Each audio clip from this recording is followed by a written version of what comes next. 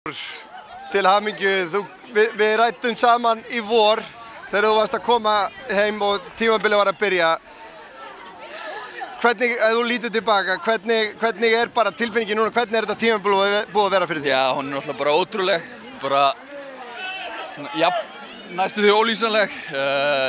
Bara gleði og hamingja og fá að fagna hérna í lok erfiðs tímabils með fólkinu sínu. Byrjum ekki vel, en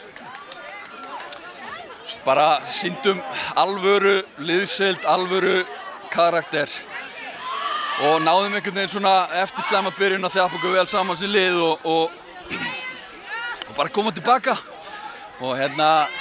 Hvenær á tímabilinu sástu að þetta gæti orðið loka niðurstaðan að við stæðum hér í dag með bikar í höndunum? Sko, við áttum rosalegan fund saman inn í klefa eftir Fjölnistapið sem að margir hluti voru sagðir og hérna ýmislegt látið gossa og strax í leiknum þar á eftir við unnum ægið, þá svona fattaði maður ok, við erum konur í gang og við vorum heldur betur konur í gang, það var bara ekki aftur snúið og bara enda þetta svona, þú veist, bara ólýsanlegt. Var trúin alltaf til staðar, jafnvel þegar þið voru að horfa á afturheldingu kannski 8-10 stigum fyrir ofan ykkur? Já, alltaf til staðar og jafnvel fór byrjun líka. Við bara kudos á hérna þjálfarteymið og allt liðið að þú veist, hafa haldið ró, trúa á verkefnið, haldið áfram að trúa.